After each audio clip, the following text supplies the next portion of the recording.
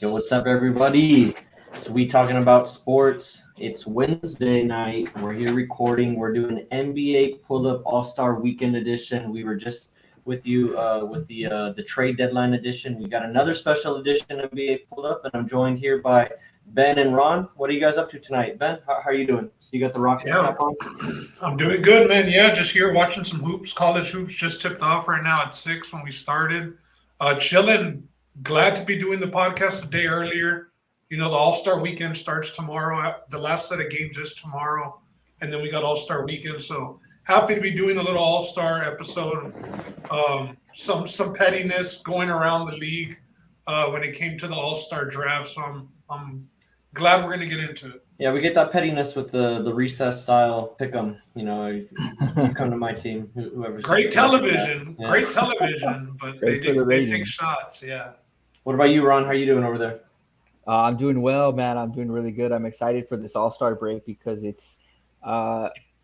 means that the first half didn't matter, and as a Lakers fan, that's exactly what I want. But it's cool, man. It's cool to get a break from the everyday grind of, you know, guys like us who bet and do the prize picks. You know, just to get a little break from, you know, the games and the grind and just sit back for this weekend and have some fun. You know, the 3-point contest is always fun. The dunk contest. I'm not so into the rookie sophomore games and the skills challenge. I mean, it's cool in the skills challenge to see the big guys win, but just you know, maybe fire up the pit this weekend, kick back, relax, and enjoy the show. But before I go any further, I'm wearing, for everybody that's going to watch, I'm wearing this shirt. It's a Braveheart shirt. It's something that Jake got at the Chea kind of did a while back. And the only reason I'm mentioning them is because Carla also won our contest. So shout out to Carla for winning the Super Bowl contest. But most importantly, I just want to take time to send our prayers to the Karatechea family. You know, they're going through some things right now. So Carla, Jake, you guys are family to us, especially here. We're talking about sports. Carla shows us a lot of love.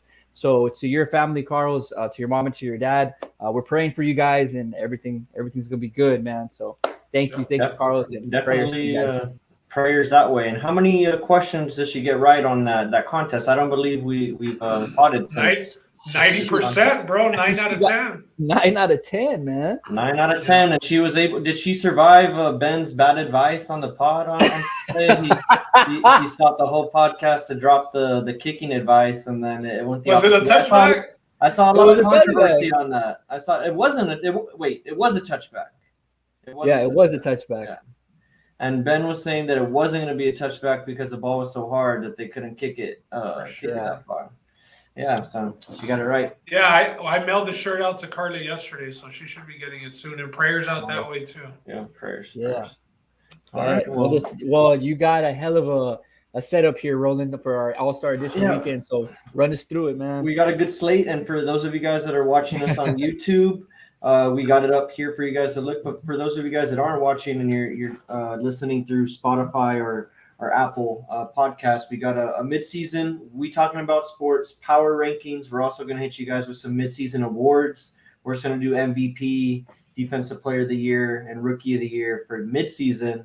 And we'll wrap it up towards the end of the year and maybe give you guys some odds. I'll try and pull up some odds here also. But we also got a little All-Star Weekend preview. The whole weekend, the whole reason why we're here is an All-Star Weekend. We're going to hit up the game. We're going to talk about the 3-point contest and the slam dunk competition, give some predictions, and then we're going to give even more predictions for the end of the year, maybe some hot takes to end the episode. But without further ado, before I get into it, do you guys have anything else that you guys want to talk about? No, man, let's do it. I'm ready. I mean, you came with the fire today. These topics are gonna let's get to it. Show. You know, we like to do power rankings just like everybody else. We like to put it together based on what we see, the eye test, the records you can't deny in some instances, like with the Suns here at number 1. I think their consensus on everybody's power rankings, they passed the eye test. They have the record at 47-10. They're doing this with one of their best players having been injured for a good part of the first little portion of the season, and DeAndre Ayton, who's battling some injuries. But the two pictured here, for those of you guys that are watching us on YouTube, CP3 and Devin Booker, turning out to be one of the best backcourts, if not the best backcourt in the NBA. And that's where I'll also leave it for you guys. Do you guys consider this the best backcourt in the NBA before we get into the power rankings? Just real quick for me, with Clay back in Golden State, I mean, there's no better 1-2 guards for me. So and they're in the West, which is crazy because the East is so stacked. But definitely Chris Paul and Booker are up there. But and I'm a hater of the Warriors, you guys know that. But those two guys over there in Golden State, you always have to put them at either 1 or 2. Yeah, I think this year I'd go with this combo. It's just a perfect balance of a true point guard. Chris Paul's averaging 12 assists a game. Last night he had 14, and then Devin Booker's just getting 30 piece every night. So it's a really good balance of scoring and somebody running the point, getting everybody involved, getting Bridges and Crowder those open threes and whatnot, alley-oops to Ayton. So I think that this year, yes, they have been the best backcourt. And Chris Paul makes it work, man, at all his stops. Even when he went with the Rockets and Harden, they said there's only one ball, and they got to the Western Conference Finals, with Chris Paul that first year. Then the first year with the Thunder, he turns them around. First year with the Suns, last year turns them around. So he does make it work. He knows the game of basketball, and you just have to be willing to put up with his, with his pinpoint, like his no BS is just, straight up. Being another little coach, expecting exactly. his teammates, being on guys and holding them accountable. Doesn't always work. Booker's done that well. Superstars. Yeah, Booker's done that well. Yeah, and Booker has overcome his fear of mascots. If he hadn't done that before these rankings, I might have had them at number 2. But no, that aside, this is, to me, for my money, the best backcourt right now. Also, Devin Booker, he just has such a mature offensive game. He's a guy who can get his own shot, and he doesn't. How can I say? He doesn't do it without or with slowing down the offense. Like, he does it within the confines of the Phoenix Suns offense. He doesn't slow the ball down too much. Like, the offense doesn't come to a complete halt when he's getting his buckets. Like, it's usually off of a screen or a curl that he's coming off of, and he goes to work from that point.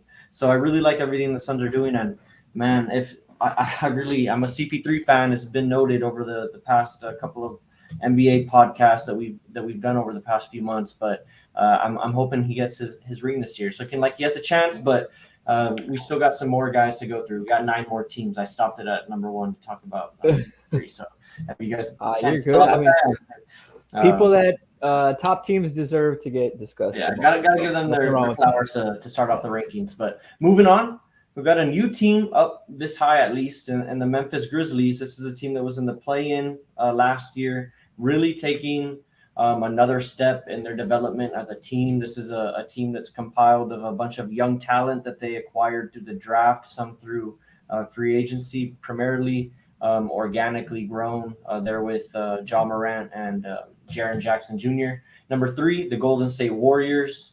Number 4, the Miami Heat, who were quietly sneaking into number 1 in the East. They're tied with the best record in the East with the Chicago Bulls, who find themselves at 6, right behind the Sixers, who I have at 5. There's a little bit of debate there. I think all these teams in this range are a little debatable. The East is tight. The East is tight, and there's a trend going on here. The East, I've reeled off 3 Eastern teams, and I got 2 more to go before I name another Western Conference team. So without further ado, the 7 and 8 teams on the We Talking About Sports power rankings are the Cavs and the Bucks at 7 and 8.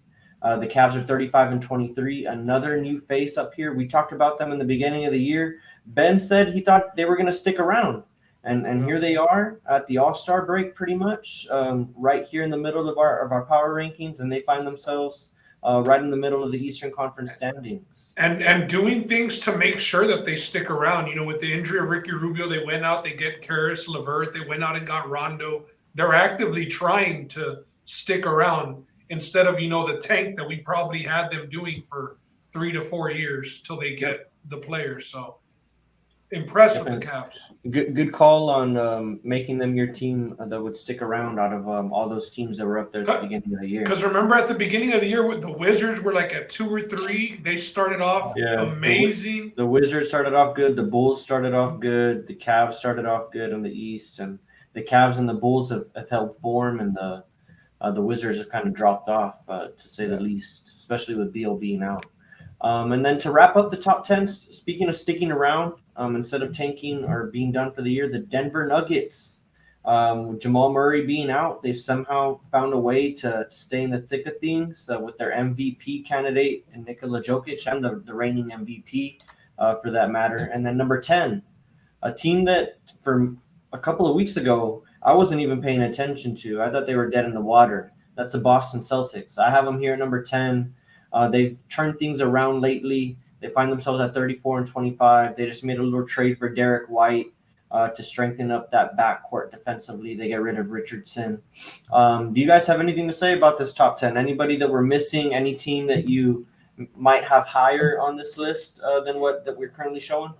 I just want to touch on the Celtics because we mentioned how the Wizards started off so hot, and it was kind of vice versa for the Celtics.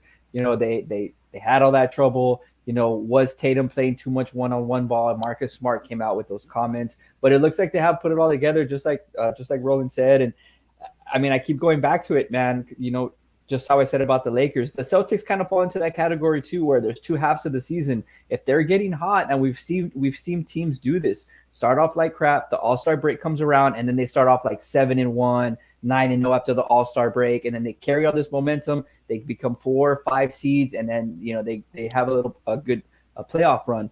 So that's just my kind of take. And again, man, another Eastern Conference team. They find themselves on a 9-game win streak right now. Yeah. Going into the next game. Pretty impressive. And Ben. Looking back at the Celtics, to touch on that a little bit, I mean, they had the new coach. Remember, Brad Stevens moved up to a front office general manager job. They had the new coach, you know, Tatum and Brown, like Ron said, too much ISO ball. It seemed like now they've come together. You know, they also went out and made the trades, like you said, even went out and got Daniel Theis and got rid of that Schroeder contract. You know, Theis, a guy who's at least familiar with that team, you know, knows everybody's spots, what they like, and they know what they can get out of Theis. So I agree. I expect the Celtics to get higher up in the rankings, you know, throughout the second half of the season. Schroeder's just that guy who cannot just fit, man. Poor dude. I mean, he's gone everywhere. He's gone to contenders too. It's not like he's getting traded from bum team to bum team. I mean, everybody thinks this guy has potential. Unfortunately for his career, it just doesn't seem like he's a right fit. That's what happens with guys like him that are pretty much just scorers. I mean, look at Lou Williams. He's been on half of the NBA teams. J.R. Smith, for you know, you could argue that as well. But kind of like your 6th man of the year kind of guys. These are streaky guys too. Exactly. Streaky guys too. Another question that I have for you guys, and I'm curious here, and it's just because I started it off when I was going through the list, and I called them a new face. Not necessarily a new face to being in the playoffs or anything like that, but the Memphis Grizzlies.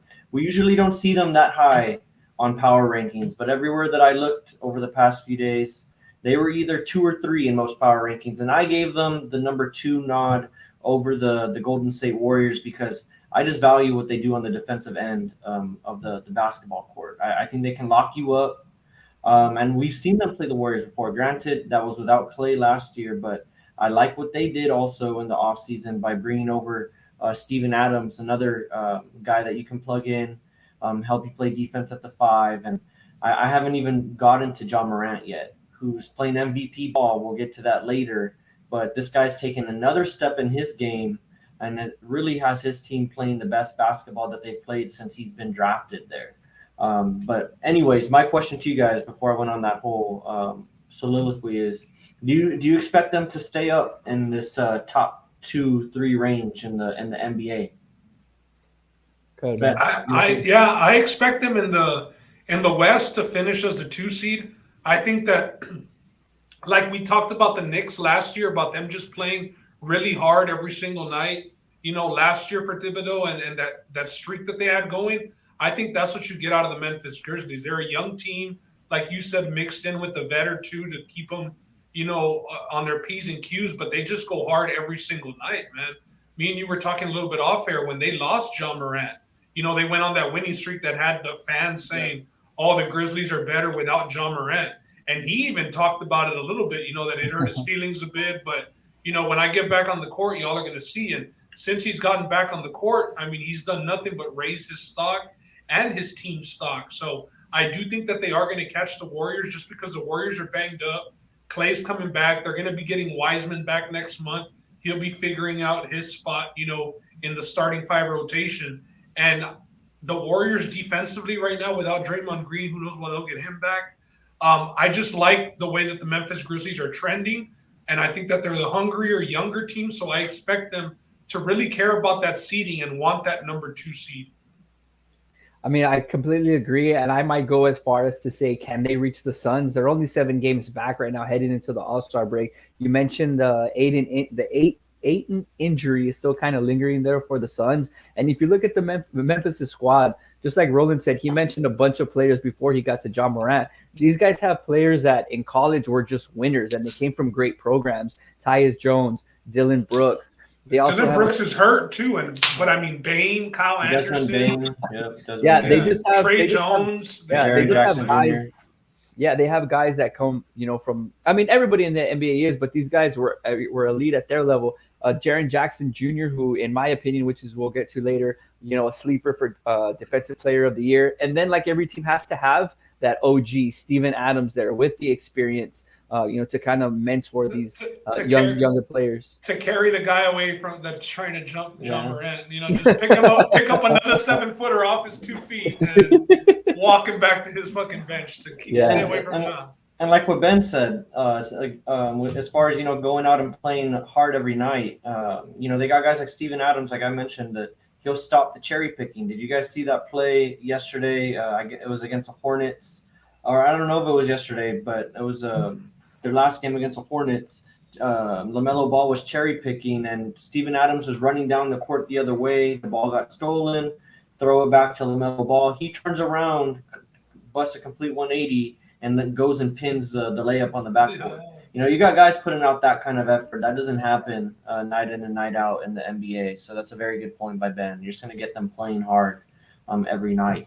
Another thing on the list that I wanted to point out, and to me, I don't know if a lot of people would have this team as high, but I'm very bullish on this team, and we'll get to it later. I want to get your guys' take on it before we move on, though, is that the Philadelphia 76ers. I have them all the way up at 5 here in this power rankings. That's mixing in the East and the West. I have them at 5 in all of the NBA, and that's baking in, of course, the James Harden trade. And getting that 1-2 punch with James Harden and Joel Embiid, who is playing for all intents and purposes MVP level basketball. Do you guys have any qualms with the 76ers being this high in the power rankings? Would you have them higher or lower off the trade? I would have them lower, even off the trade. I think that Milwaukee's a little bit too low on the list for being the defending champs. And any night that Giannis goes out there, I mean, he just dropped 50 last night.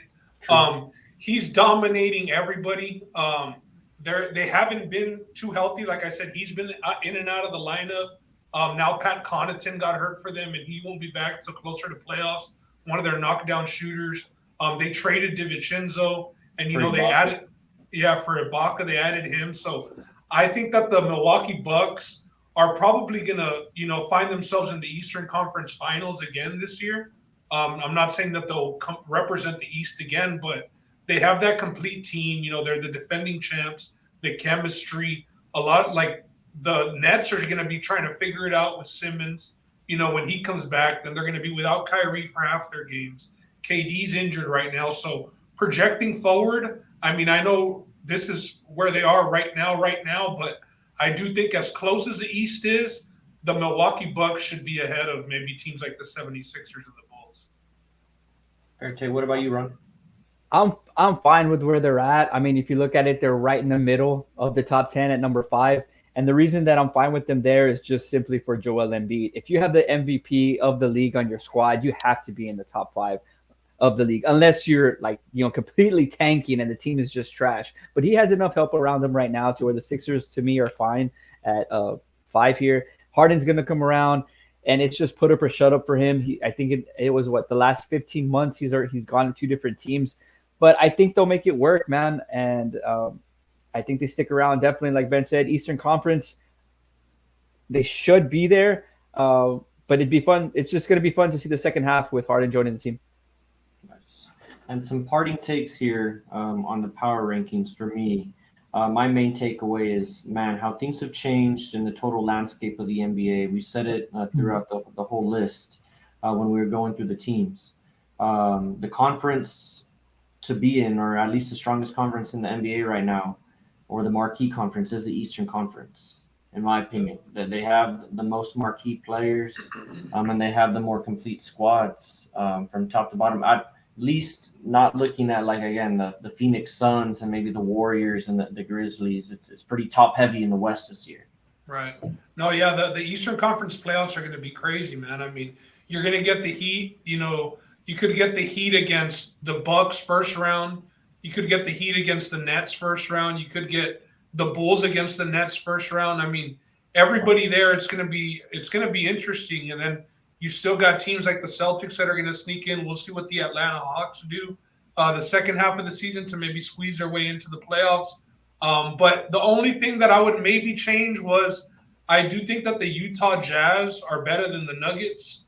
And there's an argument for the Dallas Mavericks as well. But with the season that Jokic is having, and like you said, everybody expected him to maybe take a step back without Murray for the full season, for them to be where they are, 7 games over 500 going into the All-Star break, and with Jokic possibly on the verge of another MVP, he's definitely in the mix as far as what the odds say. So the Denver Nuggets do deserve their respect, throwing out Austin Rivers and, all the guys that they are night in, night out. No Porter Jr., your boy Porter Jr., out for the season. They're still making it happen, bro. My boy MPJ. What about you, Ron? Any parting takes on this list?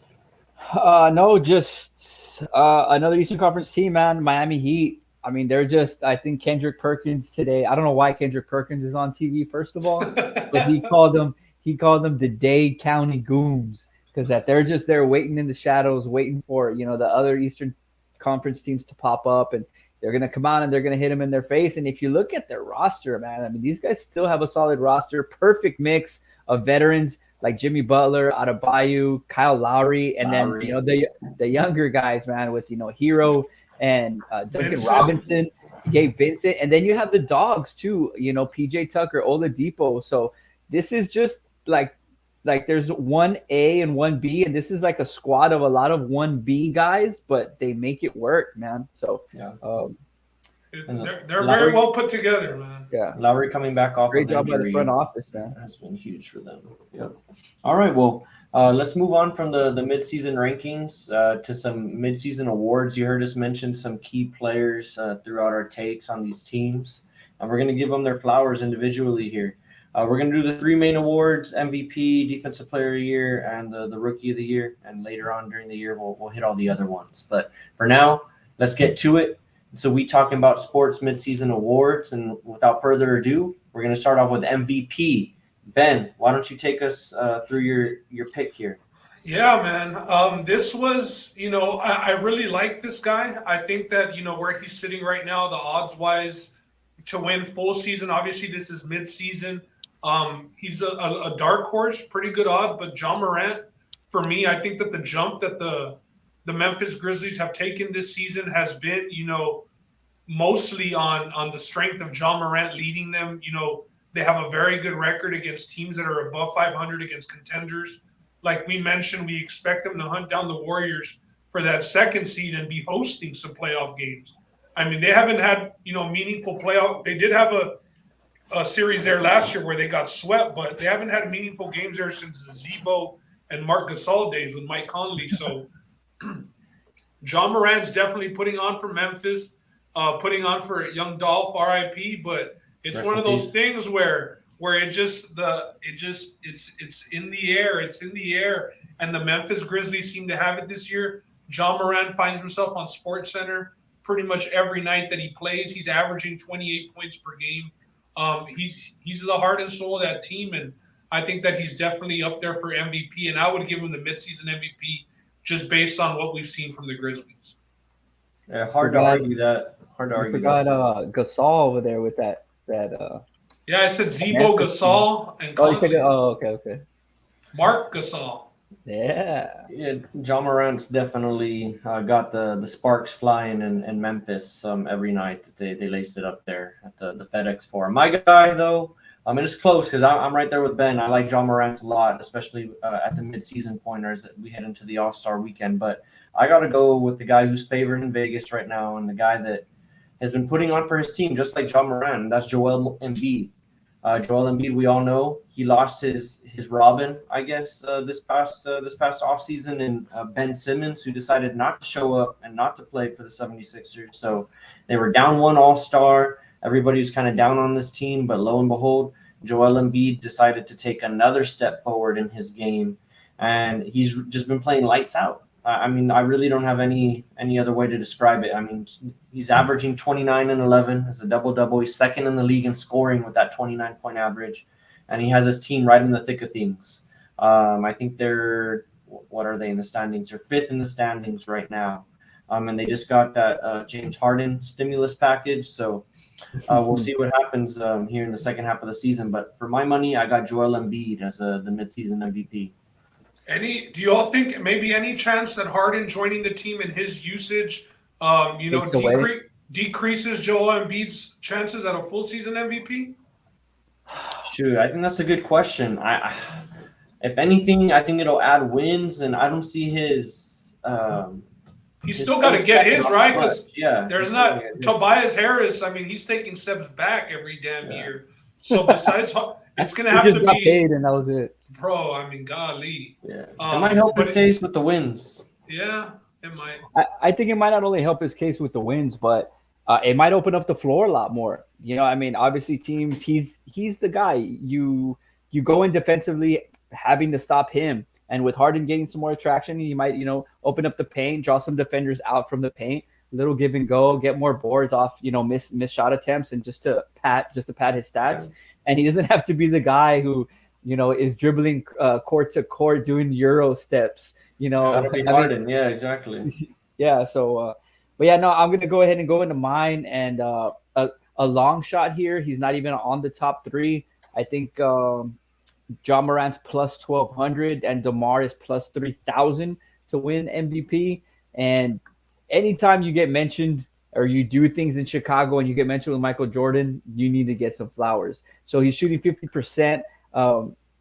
And he the other day he had a 40-piece and he didn't even attempt any threes. So for everybody that's saying that the mid-game range is dead, this guy is proving them completely wrong. He scored 35 points in his last in 6 straight games, 30 points in his last 7, and 31%. Man, this guy is just balling out on a team where you might think that other players like Zach LaVine, there's a Ball brother on there. Anytime they're there, they got to get their looks and put up their 3. So he does have some company. He has Vucevic down low, who does need his touches as well. But this guy's still putting in work. And I know that without him, a lot of people think most valuable player like Joel Embiid. Without him, they suck. The Sixers are going to suck. But without DeMar DeRozan, the team can still do well. So I think that's the only thing that's hurting him is that he has a lot more people around him. But you can't snub him, man, for the way he's been playing. No, especially with the Bulls that high. And what's helped him also is, like you're mentioning, he does have people around him, but they've been injured. I mean, Lonzo Ball's been injured for the last month or two. Zach LaVine had his battle. I think it was like a COVID battle this season, and then he got injured as well. So he's hit game winners for them. Some crazy game-winning threes. It was like on back-to-back games. He's been averaging 30 points a game. You look at his player prop. If you want to take his points over, you ain't going to find it under 32.5 points, like they're expecting a lot from DeMar DeRozan. He's definitely playing like an MVP. Yeah. When anytime we see shooting 50%, in 30 or 54 games, that's wild. But I want to go to Roland on something real quick. Being from Countdown City, a Spurs fan, you have the look on your face already. Like you knew this question was coming. How do you see a guy leave your squad and go to another team and just put up these numbers? For me, I liked DeMar DeRozan. I liked him when he was in Toronto. I liked him when he came to San Antonio, despite the fact that it was pretty much a swap for Kawhi Leonard, who we all consensus thought he was better than DeMar DeRozan. But neither here nor there. DeMar DeRozan, he showed that he was a good player while he played in San Antonio. He took his game to another level, and added the facilitator role to his game. He added assists. He was able to play a little bit of point guard for you, ball handling. He was always a good ball handler in terms of being able to get his own shot. But when he went to San Antonio, they asked him to be a little bit more of a facilitator, and he stepped up. It sucks because he's not doing it on the Spurs anymore, and the Spurs are obviously going in a different direction. But if anything, I'm happy for him because he's getting to play in the spotlight in Chicago and actually compete. You see them there tied for the number one seed in the East, and a big part of that, like you mentioned, he's your midseason MVP, is because of DeMar DeRozan. So I'm happy he's getting his shine because he didn't get a lot of shine while he was in San Antonio. A lot of people thought he sucked. I mean, he was ranked super low by the NBA or by ESPN in one of their player rankings last year. He was ranked below some guys that you read off the list and you're just like, what the hell? Like, and that's because he was playing in San Antonio, I think, because as soon as he got to Chicago, people started to remember, and that's because he was getting a little bit more views. But good for him, though. I'm happy. I sent the clip on Instagram to Joby, who's also a real big Spurs fan. It was DeRozan like driving through all the Spurs team and then dunking it on, I believe it was Pirtle or whoever it was, and he's like, "Yeah, I know. I saw him do that for 3 years. He's fucking good." So some Spurs fans knew what they had, but it was pretty much all they had. You know, DeJounte Murray hadn't taken that step up when DeRozan was there. It happened this year, so. Lonnie Walker too. Yeah, I'm happy to see him in the spotlight though, and getting some mid-season shine from the We Talking About Sports podcast. Definitely like that. But moving on, let's go to the We Talking About Sports mid-season defensive player of the year. I'll kick this one off because mine's pretty quick. Giannis Antetokounmpo. Whenever he's on the court, your defense is better. The splits are ridiculous when he's on the court versus off the court. When you're looking at the Milwaukee Bucks and what he does for them, he's able to guard your 1 through 4. And like Ben was talking about earlier when we were talking about the power rankings in the Bucks, he goes out there and he dominates. He does that on defense too. You feel his presence when he's on the court, and especially as we get down towards the more meaningful games at the end of the year, you're going to see that really come out to its fullest extent. So, yeah, I'm all over Giannis as my midseason defensive player of the year. I'll go real quick too, Ron, just because I don't have much to say besides I'm going with Mikal Bridges for this one. I mean, the best defender on the best team in the NBA. We saw them in a big game, you know, against the Warriors. They did win one and lose one, but Bridges held Curry, you know, to 2 points while he was guarding for the most part. And a guy that could guard 1 through 4, obviously Ayton's going to guard, you know, the 5s. He's maybe Bridges on Jokic. He might get beat up a little bit, but you know, he's one of those centers that he would be able to guard. So I'm going to go with Bridges. Like I said, best defender on the best team in the NBA, and he can guard several positions, much like Giannis. And mine, just for the sake of argument here, not to go with the big name, just like the way DeMar's was such a long shot.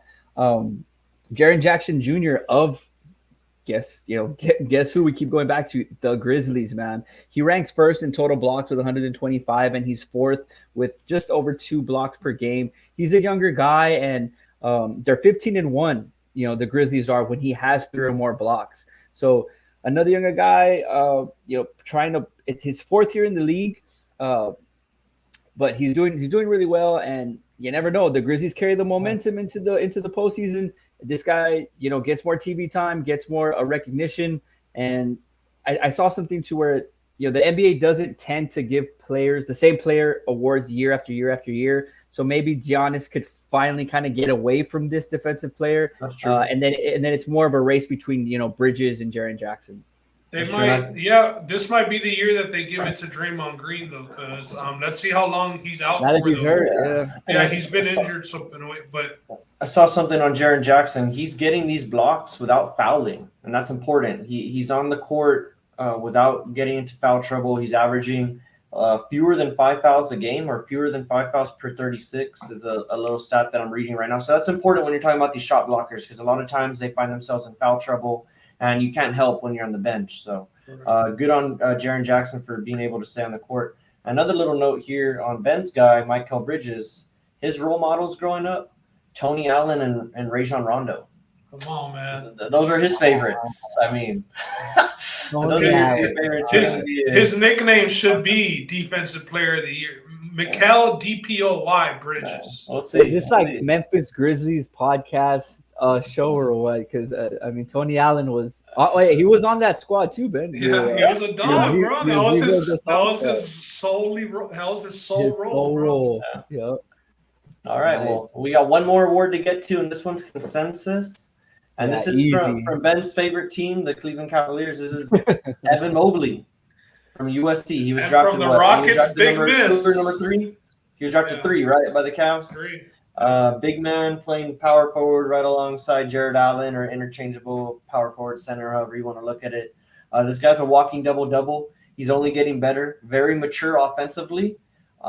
He can stretch it out. He's not the best 3-point shooter, but he can hit the occasional 3 for you when he's left open. And he has every tool in the toolbox or whatever when you talk about his post game. So definitely like watching him play in Cleveland. Ben, you got any thoughts on Evan Mobley? Yeah, I just don't think he would have been the rookie of the year had he been drafted by the Rockets. I think a lot of this goes into the team's positioning and, of course, Garland has taken that big jump, but their motto of the 3 7-footers and although Lauri Markkanen is in and out of the lineup because he's always hurt, but him and Jared Allen down low really, makes a lot of teams one-dimensional as far as you're not going to be getting much down low, so it's going to be a bunch of mid-range jumpers or shooting from outside. But like you said, he's not averaging a double-double now, but that's the floor, for his future is, like you said, a walking double-double. He's going to average that. So, yeah, man, I think this is pretty unanimous, just to give somebody some credit on a horrible team and why he probably won't win it, but Giddey, the forward for the Thunder. He's been a guy that we've all liked, on the prize picks, his points, rebounds, assists over. We were hitting it when it was at 24.5. The number's all the way at 33.5 today. That's insane, bro. Yeah, in 2 weeks it's gone that high, but that's a guy who's getting a lot of usage. And the Thunder, without Shai Gilgeous-Alexander at the moment and Lou Dort, because they are tanking, are getting to see, what some of their younger guys can do. And he's somebody who's definitely going to stick around. And we'll see what he does in the second half of the season. But got to give him a little shine. Yeah, I mean, just like Roland said, it's a consensus. I don't have much to say on Mobley. Just to go over the odds real quick, he opened at plus 290 for Rookie of the Year. Now he's all the way up to 350. So it's pretty much a runaway here. You have Barnes from Toronto at plus 800, who is the next guy. Cade Cunningham looks good. Yeah, he does, man. Still a solid guy. Cade Cunningham rounds out the top 3 at plus 900. Gidey 4 at plus 1,400, and Wagner passes the 2,000 mark at plus 2,100. Who was that for? 4 is Giddey plus 1,400. Okay, all right. But I thought you were gonna hit me with the Gidey again. Gidey? No, I was telling you to have a good day. You guys got anything else on these Rookie of the Year awards? No, man. I think any other shout outs? I think we're good there. Everybody got their flowers from the boys. Yeah, that was a good call out on Giddey. I like Scotty Barnes. Nice little point forward as well. All right. Let's move on to the next one. The reason why we're here. It's All-Star Weekend, guys. It's All-Star Weekend. Like Ron was saying, gives everybody, not just the players, a chance to kick back, enjoy the festivities. You get All-Star festivities. When do they start? On Thursday or Friday with the celebrity game? Friday, Then you get the Rising Stars game. I saw Lethal Shooters guy on Instagram posting Machine Gun Kelly just shooting threes from the wing. Just loading up, just shooting threes. Just loading up, just shooting threes. And he said layups? There were layups or what? There were layups for him. He said he restarts the drill if he touches the rim. Hey, well that's how you pull bitches in. His girl must have met him while he was on the basketball court. Megan Fox wasn't with him shooting in the gym. She was. She might have been because she might have been. She was the one under the basket catching the balls and feeding them back. She was a rebound machine. Giving him chest passes. In the Sean Kemp jersey. That was nice. Yeah, but so also he's in the celebrity game? Yeah, I think he's in the celebrity game. I won't go over the full roster to the celebrity game, but yeah, he should be one of the guys there playing. But I was just saying, look out if he's draining threes. That's because he hit up Lethal Shooter in the offseason for this celebrity game. But anyways, we got Team LeBron versus Team Durant. We were just talking off air, or we might have been in the beginning of the podcast. I can't remember completely, but we were talking about how much fun the recess style pick'em has been with the whole captains, picking each guy to be on their team and so on and so forth. Then you get the guy who gets picked last. Like I think last year, the guy who got picked last was Rudy Gobert. A little bit of fun this year. They chose is Rudy Gobert in Rudy Gobert's in. They chose Rudy Gobert over James Harden. James Harden was the official last pick in the NBA All-Star Weekend draft. Nobody wanted a lot of that. I mean, because Kevin Durant was avoiding him. We all know what happened this past. We were talking about it at the Power Rankings with the trade. But without further ado, the starters for Team Durant's roster, I'll name them off real quick. We got KD, who's not going to play. Jason Tatum is going to replace him. We got Joel Embiid, John Morant, Trae Young, and Andrew Wiggins. A name I didn't think I'd be saying, but he is a starter on Team Durant. Let's see here. We got Team LeBron. LeBron James, he's going to play. With the first pick, he chose Giannis. I think that's pretty smart. Don't have to go up against Giannis in the All-Star game if you're LeBron. You get those high-profile moments where you get the best players in the league going up against each other, like LeBron versus Kobe back in the day.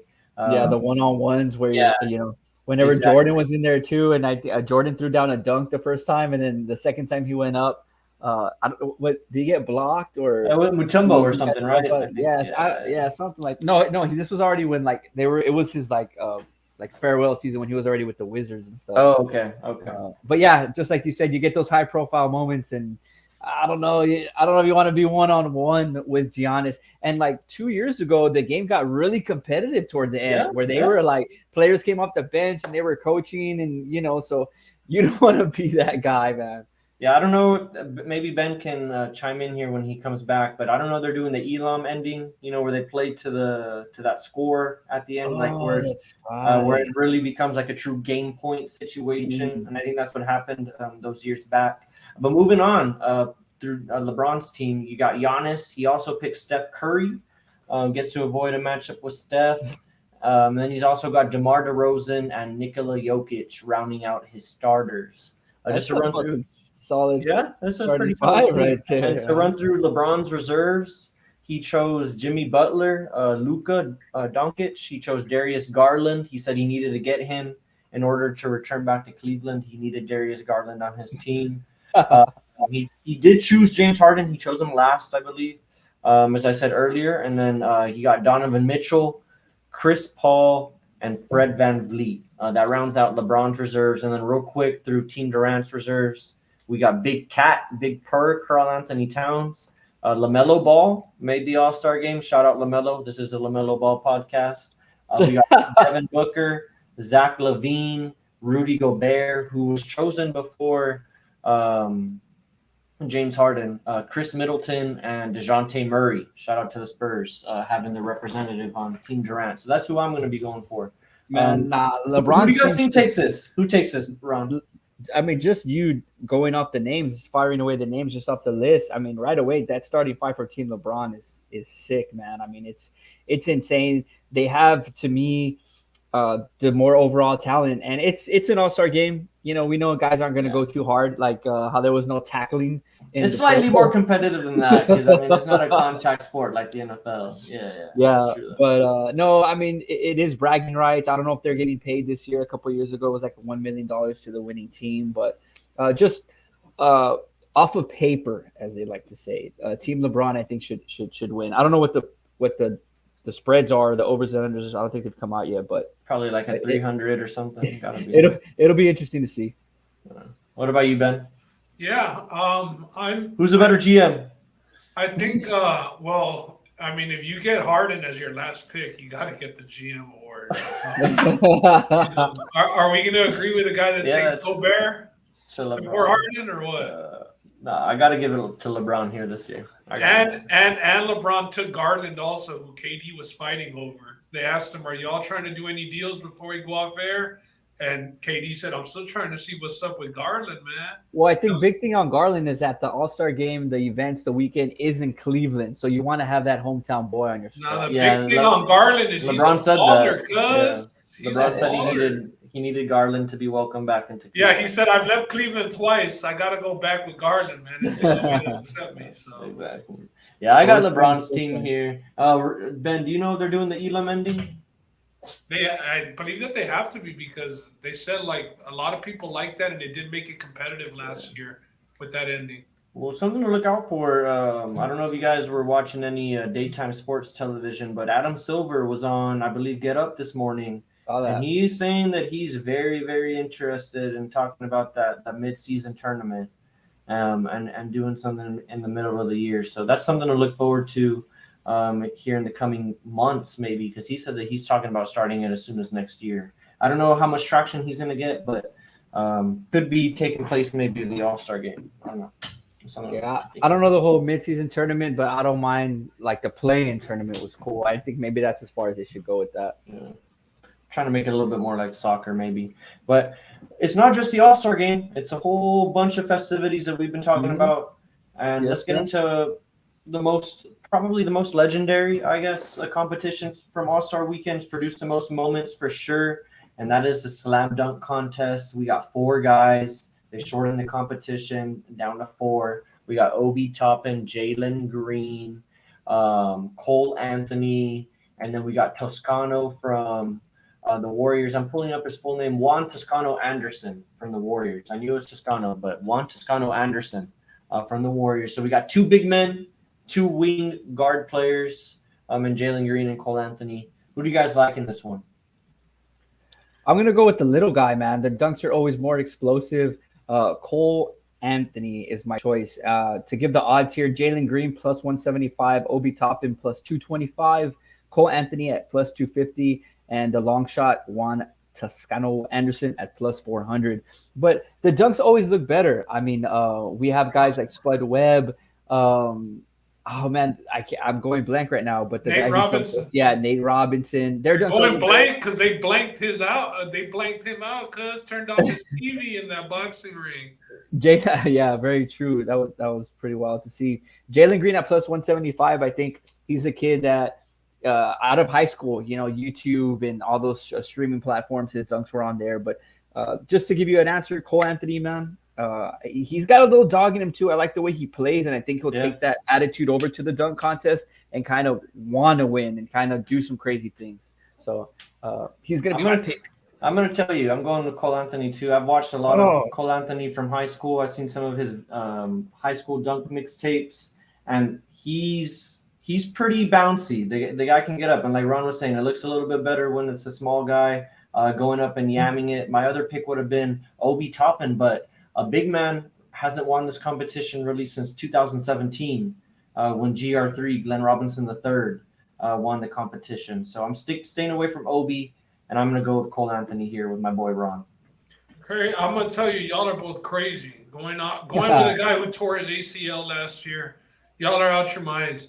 Give me the favorite, the guy from H-Town, the Houston Rocket. Shit, we didn't mention his name once in any of the rookie of the year competition or awards, and he was a number 2 pick, so he better go out and at least win a damn dunk contest. I'll tell you that. But also not the tallest guy. So the one thing that we have seen in his Rockets games, hasn't shot the 3-point shot too well, but he's had those dunks where you get him out in the open or you throw him that alley-oop and you say, damn, he can really get up there. So I think that there's a reason why he's the favorite, and give me the favorite. I'm a square, baby.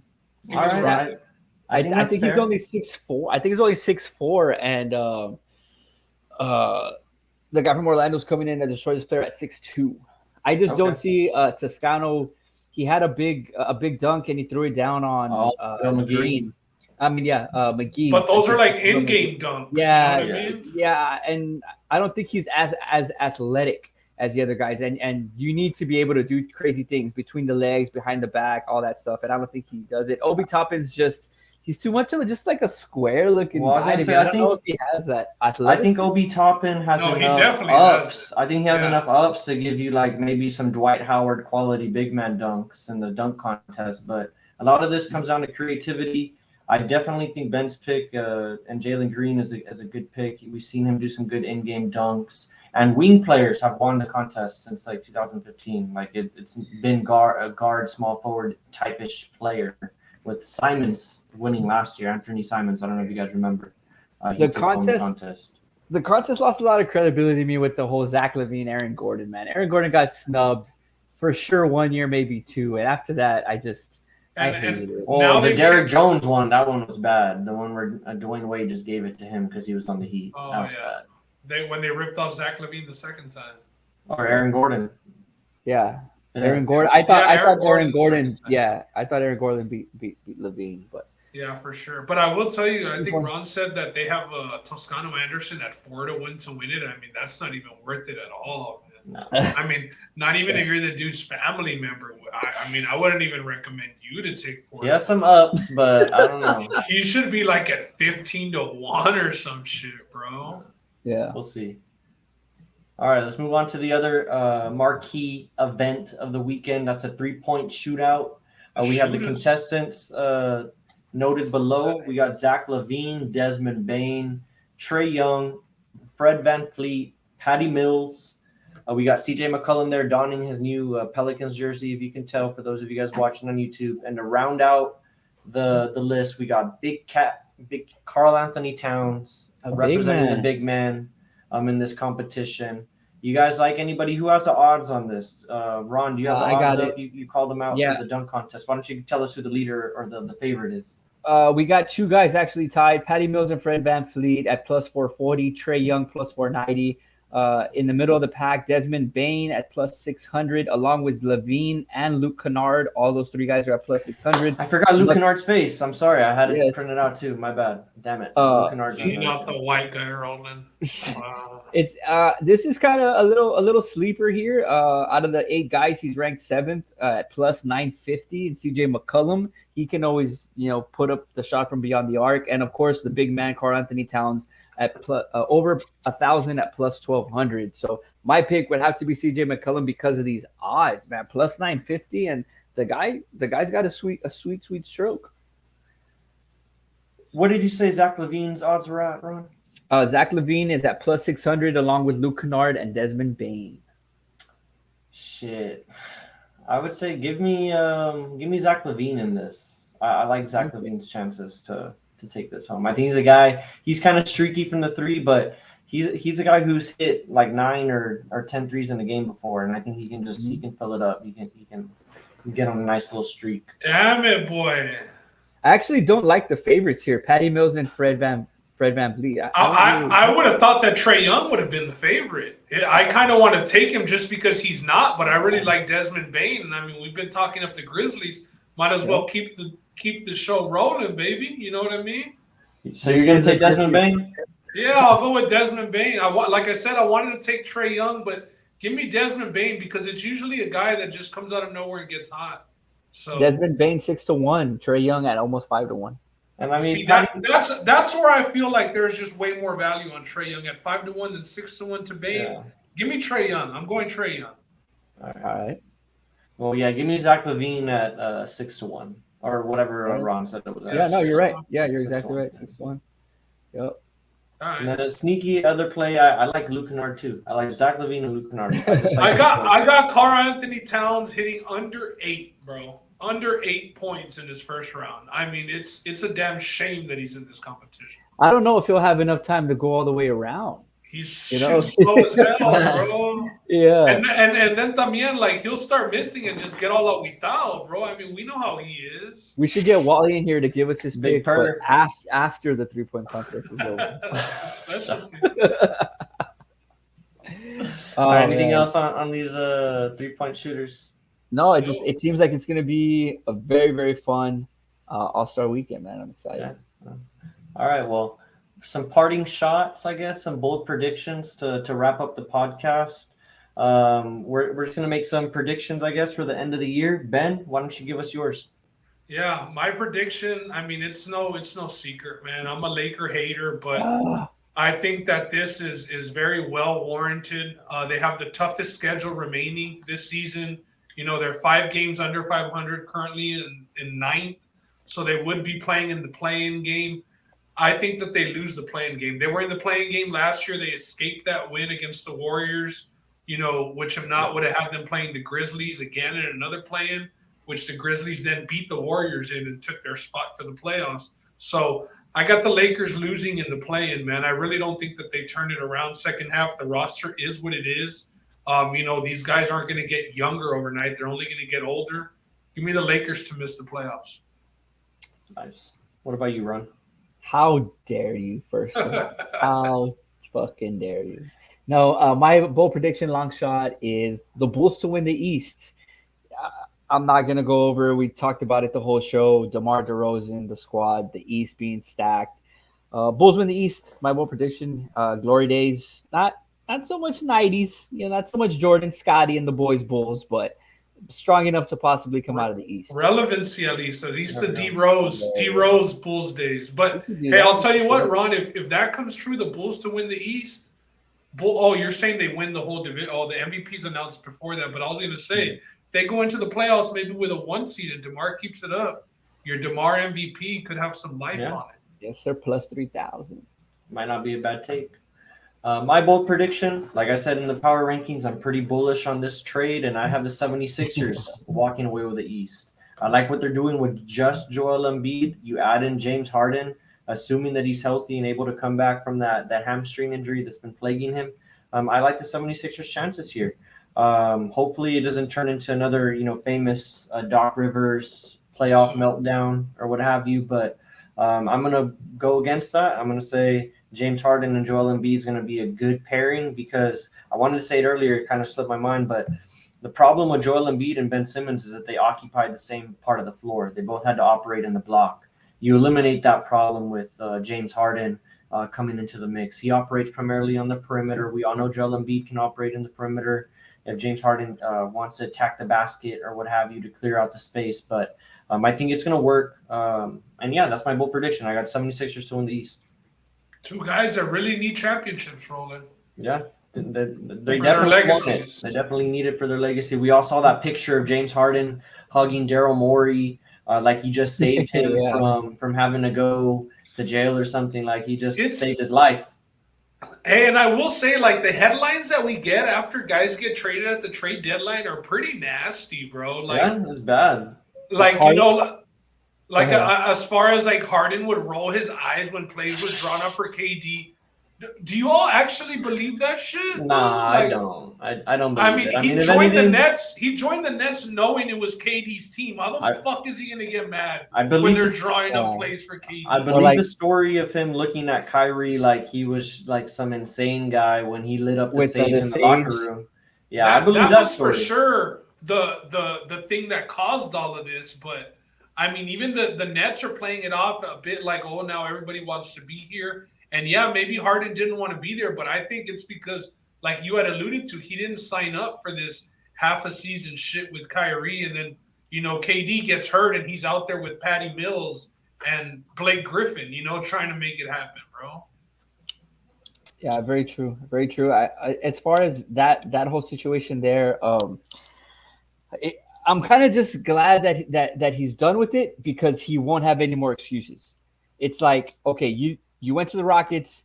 You didn't want to be there. Okay, fine. Fuck it. You worked your way out of there and you went to the Nets. And now it's like, dude, you're not with the Nets anymore because you don't want to be there, all these issues. And now you get another shot with the 76ers. So after this, it's like, all right, James, it's either put up or shut up right now. If you don't make it work now, you lost a lot of credibility. I think a lot of fans, too, because they're going to see him as, maybe that guy who's chasing championships. And he's nearing the end of his physical prime. Maybe Matthew Stafford-ish for his legacy win here. Yeah, no, I'm definitely right in that. I wouldn't say like it's like going to determine whether or not James Harden gets in the Hall of Fame, him winning a title or not, but it definitely changes the perception of a guy when you add the ring, when you put the ring on the finger. And he even said in the first media day that he had with the 76ers that, I mean, you kind of expect him to say it, but like I had mentioned with Morey there, the connections were always there, but he said that his preferred destination was Philly, when he was getting traded from the Rockets. But then why not go? Like, I heard that too, but why not go then? Well, because the team's got to agree, también. Like, the trade, as far as the trade pieces, it's got, like, the Rockets didn't want Ben Simmons. Maybe Ben Simmons didn't want to go to Houston, too. And they didn't want to build around Ben Simmons. Yeah. And what I was going to say, too, like, real quick was, we knew that he had issues with Durant all the way back to OKC, and Westbrook and those guys. So if you kind of already have underlying beef from years past, like, do you really think it's going to work the second time around? I don't think so. I thought so, just because it felt like everything that happens in Brooklyn has to be okayed by Kevin Durant. He's kind of like that LeBron James figure. Like, he's been the guy that's been okaying all these moves. You're talking about media leaks. It was leaked that Kevin Durant was the one who called the GM on trade deadline day and was like, "Hey, let's get this James Harden trade done. Let's make it happen." All these stories are coming out about Kevin Durant calling the shot. So I thought it might have worked because James Harden was being recruited pretty much by KD. He's like, "Hey, come on over here. Let's form a big three. Let's get it done." But we all know it didn't happen for whatever And the reason. crazy thing is, like, it didn't work out there. But the fact is, like, James Harden at least still played decently to where his value didn't just tank like Westbrook, to where now the Lakers are stuck with him. You know what I mean? Like, And I was gonna say, he had some good stretches last year. He came in, he played while the other guys were injured. Then he got hurt. Then he was going out, and he played on one leg throughout the playoffs. I mean, he showed that he has some resolve and that he's not a quitter, which a lot of people like to call out about James Harden. So, anyways, I like the Sixers with James Harden. If they can get it together, he can maintain that hamstring. It doesn't go out on him because it's been going and giving him trouble since last year. So hopefully he can put that behind him and make this bold prediction come true. Because I'm a fan of Joel Embiid too. I like a skilled big man. I like watching that in the league. I'm a big fan of that. let's get that Sixers and Nets playoff series, man. True. Beat us that shit. Hopefully we get that Nets and Sixers matchup here next month, where Ben Simmons has to go and play in Philadelphia. I don't think there's any chance he plays. But He's gonna have a rest day that day, for sure. Yeah. Let's see if he's back by then. But great show, man, Roland. You put together some good work here. The slides were great, and I think we're gonna look forward to a great All-Star weekend. Hopefully, super fun. Let's all drink some beers and barbecue and have some fun with the boys watching this All-Star game, man. Yeah. You guys got anything else for the pod? Last thing is just Bravehearts. Carla, we're here with you. Prayers to the Galatasaray family. Thank you for winning the contest and showing the boys that the icebox holds it down over there in my little text. There we go. Whoever's watching, just subscribe, share with your friends if they don't have to like us, but at least you shared it, and follow our social media. We put up betting plays, prize picks, contests. Carla just won the shirt. We had a DraftKings contest before, so we try to keep it as fun as possible for the viewers. For all the day ones and for all the top fans that are listening, thank you guys very, very much. We'll do something with the March Madness brackets coming up in March. Another T-shirt giveaway. Next month, baby. We got March Madness, and as Ron was saying, subscribe to us on all of our socials. We are at We Talkin' Sports 1. That's at We Talkin' Sports, and that's WeTalkenSports1. And you can find us at that handle anywhere. But that's pretty much it for me. Ben, I know there's going to be some UFC this weekend. You're going to be watching that fight night. It's pretty good. It's a top two fights. Yeah, pretty like one good fight, but we'll be looking forward to that next pay-per-view at the beginning of March. I know Ron just got his days approved, so we'll be in Vegas for that Covington and Masvidal fight. Hell yeah. And that is taking place in Vegas. So it is in Vegas, yeah. So we're gonna get ourselves into something that Saturday night. You're gonna get into the fight week. Make sure you're representing the right people over there. You might find yourself in a little scuffle. I know it gets a little heated. Shit, I'm trying to find myself like on a major network where we talking about sports shirt or something up there. Get some clickbait, man. But that's it, man. Great show, boys. I love the NBA pull up with you boys. All right. Well, we'll be pulling up sometime after All-Star weekend. Catch you guys later. Have a good weekend, everyone.